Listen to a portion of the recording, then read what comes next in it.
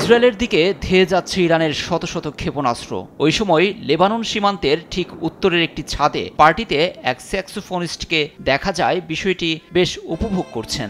সঙ্গে আরও কয়েকজন সেই দৃশ্য মুঠোফোনে ধারণেই ব্যস্ত। গেল 3 দিন ধরে রাতভর ইসরায়েলের রাজধানী তেল আবিব, বন্দরনগরী হাইফা ছাড়াও অন্যান্য শহরে বৃষ্টির মতো ব্যালিস্টিক ক্ষেপণাস্ত্র ছুড়ছে ইরানের সামরিক বাহিনী। তেহরানের প্রতিশোধমূলক হামলা ঠেকাতেই ব্যস্ত ইসরায়েলি আকাশ প্রতিরক্ষা ব্যবস্থা। কখনো বিকট বিস্ফোরণ, কখনো তা পড়ছে বাধার মুখে। শনিবার রাতে সাইরেন আর ক্ষেপণাস্ত্র বৃষ্টিতে তটস্থ নেতানিয়াহু। সবশেষ বাত ইয়াম শহরের ক্ষয়ক্ষতি বেশ স্পষ্ট।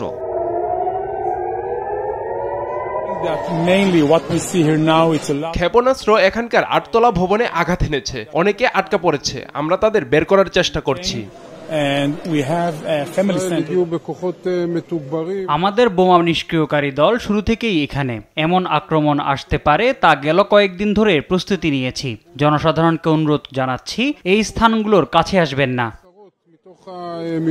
তবে 2023-এর অক্টোবরে হামাসের আকস্মিক আক্রমণ ছাড়া ইসরায়েল শেষ কবে এমন হামলার মুখে পড়েছিল তা স্মরণে নেই নেতানিয়াহু সরকারের। বিষয়টি স্বীকার করে এক্স পোস্টে ইসরায়েলি প্রেসিডেন্ট আইজ্যাক হারজোগ বলেছেন, খুবই বেদনাদায়ক এবং বিপর্যস্ত সকাল ইসরায়েলিদের জন্য। ইরানের সঙ্গে অবশ্য যোগ হয়েছে ইয়েমেন। তারা বিবৃতিতে জানিয়েছে, শেষ রাতে তেহরানের সঙ্গে সমন্বয় করেছে হুতিরা।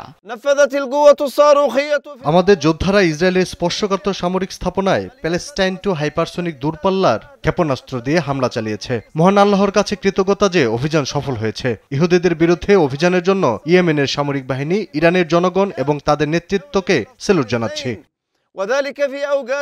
এদিকে পাল্টা হামলায় ক্ষয়ক্ষতির মুখে পড়ছে ইরানও। লুৎফর কবির, নিউজ ডেস্ক, দেশ টিভি।